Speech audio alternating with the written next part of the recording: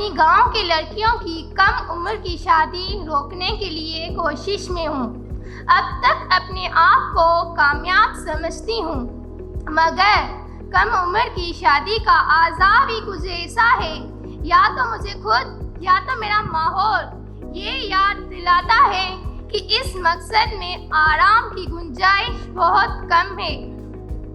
मुझसे पूछते हैं लोग, क्या बुरा है कम उम्र की शादी का?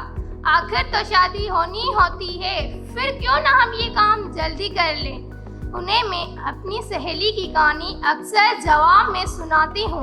इत्तेफाक की ये कहानी गांव वालों को मुझे बार बार याद दिलानी पड़ती है। मान लें मेरी सहेली मारवी है।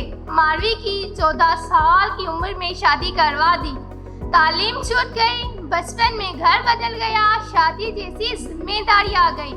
और किसी औरत या मर्द से पूछें कि शादी आसान है या मुश्किल, वो आप सबको बताएंगे कि कितना मुश्किल और सब्र आजमा का ये काम है। और सोचें, ये मुश्किल एक बच्ची की जिंदगी का महूर बन जाए। मेरी सहेली मारवी 15 साल की उम्र में माँ बनी जब उसे 10वीं यानी मैट्रिक की इम्तिहान की तैयारी करनी चाहिए थी।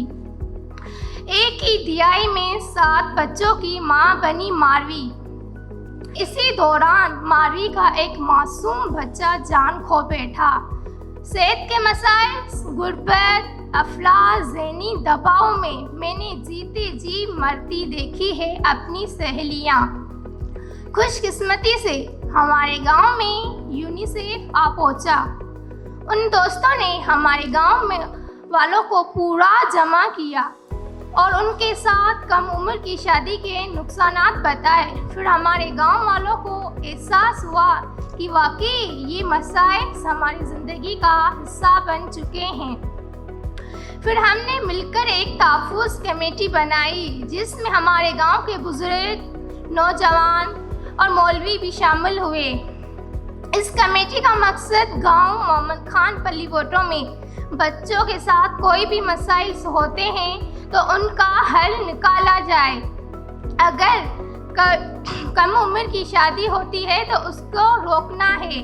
ये मुझे अपनी सहेली की कहानी दोहराने नहीं देना, ये इसलिए मुझे इस कमेटी का अहम रुकन मिला है। अब तक हमने 3 शादी रुकवा दी है।